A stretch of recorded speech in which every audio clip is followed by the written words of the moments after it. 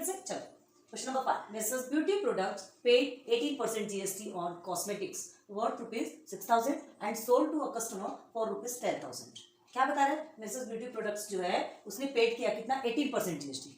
ठीक है, पेड किया मतलब जीएसटी पे किया मतलब जब कुछ खरीदेगा तब तो पे करेगा ना। तो कॉस्मेटिक्स वर्थ ₹6,000 में उसने कॉस्मेटिक्स खरीदा। ठीक है, ₹6,000 में कॉस्मेटिक्स खरीदा तो उसमें जीएसटी कितना लगा, 18%। मतलब याद रखो कि ब्यूटी प्रोडक्ट्स में 18% जीएसटी लगता है। ओके, अब देखो, and sold to customer for ₹10,000, और 6,000 में खरीदा, जीएसटी 18% लगा, 10,000 में क्या किया, बेच दिया। ओके, अब आगे देखिए वाटर। अच्छा, ये जो 10,000 में बेचा है ना, ये जो 10,000 में बेचा इसमें भी जीएसटी लगेगा ना। अभी 18% जीएसटी, खाली 10,000 में थोड़ी बेच देने वाला, वो जीएसटी भी तो लेगा, जीएसटी भी लेगा क्योंकि उसने भी पे किया है। तो ठीक है, what are the amount of CGST and SGST. तो आपसे पूछ रहा है सीजीएसटी और एसजीएसटी का अमाउंट क्या होगा। तो सबसे पहले तो आपको जीएसटी निकालना पड़ेगा। आपको ये टैक्सेबल वैल्यू पता है, लेकिन आपको इसमें भी टैक्स लगने का है। ये 18% जीएसटी बताया। अब सीजीएसटी एंड एसजीएसटी आपको निकालना है। ठीक है, shown in tax invoice issued. Tax invoice मतलब बार बार बता रहे हैं, टैक्स इनवॉइस मतलब बिल। कोई भी बिल में देखना टैक्स इनवॉइस लिखा रहता है। ठीक है, तो बिल जो इशू किया जाएगा, बिल जो बनाया जाएगा, उस बिल में सीजीएसटी एसजीएसटी कितना होगा ये आपको बताना है। क्लियर। तो बिल कौन बनाएगा, बिल कौन बनाएगा, मिसेस ब्यूटी प्रोडक्ट्स, जिसने क्या किया, ₹6,000 में 18% के जीएसटी पे खरीदा और उसके बाद फिर कितने में बेचा, ₹10,000 में।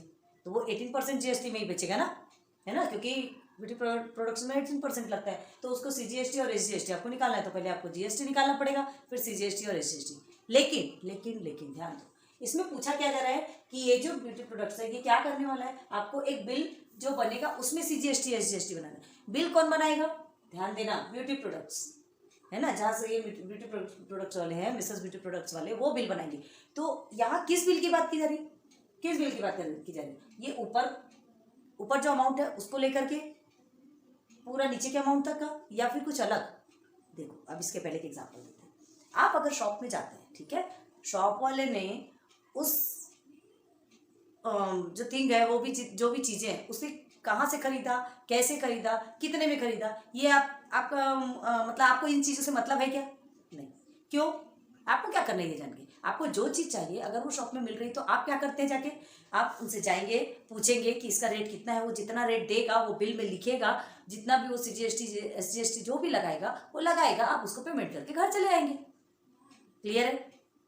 वो बिल में क्या, जो शॉप, जो बिजनेसमैन रहता है, जहाँ से आपने शॉप, जहाँ जिस शॉप से आपने खरीदा है ना, तो वो बिजनेसमैन क्या अपना भी वो लिख के देगा क्या कि मैंने इसे यहाँ से खरीदा, मैंने इतना जीएसटी पे किया, तो तुमको इतना जीएसटी, ऐसा कुछ लिखा रहता, नहीं लिखा रहता। ठीक है, आप मिल्क लेने जाएंगे, ब्रेड लेने जाएंगे, 3-4 चीजें लेते हैं, डायरेक्ट मिल्क, ब्रेड, चॉकलेट्स, ऐसा साइड में लिखेगा, साइड में उसके रेट लिखता है, टोटल करता है और आपको पकड़ा देता है। वो क्या कहलाया, वो आपका बिल कहलाता है। क्लियर है, उसमें सीजीएसटी एसजीएसटी ऑलरेडी क्या है, इंक्लूड रहता है। ठीक है, तो यहाँ पर क्या कहा जा रहा है, ध्यान दो, यहाँ पर भी उसने ये खरीदा, लेकिन उसने जब बेचा ना, तो what amount CGST and SGST shown in the tax invoice issued. तो वो जो बिल इशू करेगा, कौन इशू करेगा, मिसेस ब्यूटी प्रोडक्ट। समझ लो, ये एक शॉप वाला है, समझो। ठीक है, तो ये शॉप वाला एक क्या प्रोडक्ट, क्या इशू करेगा, बिल, एक बिल इशू करेगा। तो जब 10,000 वाला जो बिल बनाएगा, मतलब 10,000 में जब किसी को दिया, किसी ग्राहक को, ठीक है, किसी ग्राहक को 10,000 में कुछ दिया है, तो वो बिल बनाएगा। क्लियर है, तो बिल बनाएगा तो इसे ऐड तो नहीं करेगा ना, वो अपनी चीजें तो ऐड नहीं करने वाला, वो सिर्फ उससे जितना लेना है उन्हीं चीजों का बिल बनाएगा। क्लियर है, जो सामान उस ग्राहक ने खरीदा, उस कस्टमर ने, उस कंज्यूमर ने जो सामान खरीदा, consumer customer same thing. Okay, तो उसने जो सामान खरीदा उसी सामान का वो क्या बनाएगा, बिल बनाएगा। ओके, समझा। तो अब ध्यान दो, तो हमें इन चीजों का कोई मतलब नहीं है जो ऊपर की लाइन में है कि उसने कितने में खरीदा और कितने % में खरीदा, उससे हमें मतलब नहीं है। ठीक है, वो बिजनेसमैन ने कहाँ से लाया उससे हमको मतलब नहीं, हमको किससे मतलब है, ये जैसे हमें बेचा 10,000 में हमें बेचा गया, तो हमें जो बिल बन के आएगा उसमें सीजीएसटी एसजीएसटी कितना होगा, है ना, हमारे बिल में सीजीएसटी एसजीएसटी कितना लिखा होगा। तो ये बिल कौन बनाएगा, यही बनाएगा ना, क्योंकि हम तो इसके पास से खरीद रहे, हम इसके पास से खरीद रहे, तो यही बनाएगा। तो ये जो बिल बनेगा ना, उसमें कितना सीजीएसटी और कितना एसजीएसटी शो होगा। क्लियर, समझ आया क्या। तो ध्यान दो, ये जो क्वेश्चन है ये आपके किसी काम का नहीं है। ठीक है, थोड़ा सा कंफ्यूजन क्रिएट करने के लिए आपको दिया जाता है, बस आपको ये समझना है कि इस क्वेश्चन में पूछा क्या है। एक बार फिर समझो, क्वेश्चन में ये पूछा गया है, क्वेश्चन में पहले बताया क्या गया है कि जो एक ब्यूटी प्रोडक्ट्स वाले ने सामान 18% में 6,000 में खरीदा, ठीक है। अब बाद में उसे 10,000 में जब किसी ग्राहक को बेचा तो एक बिल बनाया, तो उसमें से जीएसटी कितनी है, तो वो 10,000 के बेस पे बिल बनेगा। क्लियर है, ठीक है। तो हमको निकालना है सीजीएसटी एसजीएसटी। अब इतनी चीजें समझ आ गई ना, तो ये बहुत ईजी है आपके लिए।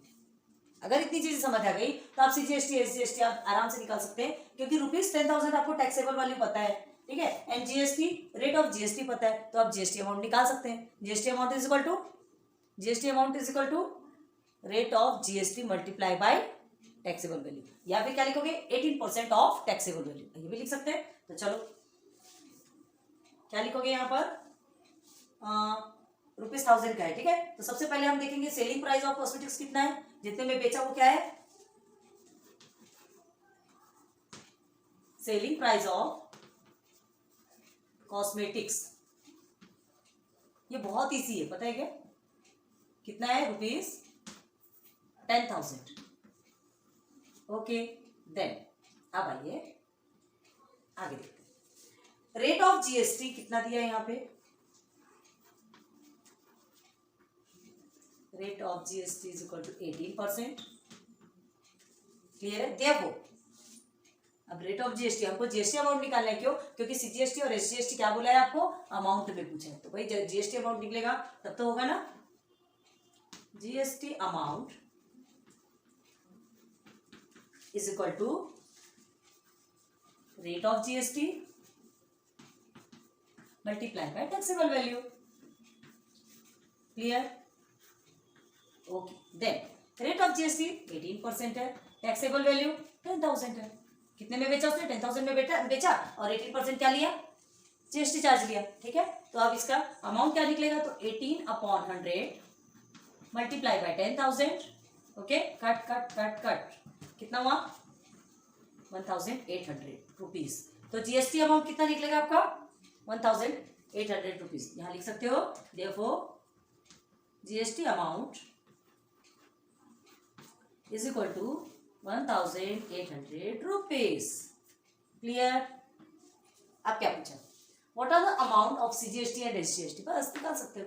जब ये 1,800 हमको क्या मिला, जीएसटी अमाउंट है, तो हमको क्या निकालना है, सीजीएसटी और एसजीएसटी। तो क्या लिखोगे, therefore CGST is equal to SGST, दोनों बराबर होते हैं ना, is equal to GST upon 2 is equal to 1,800 upon 2 is equal to 900।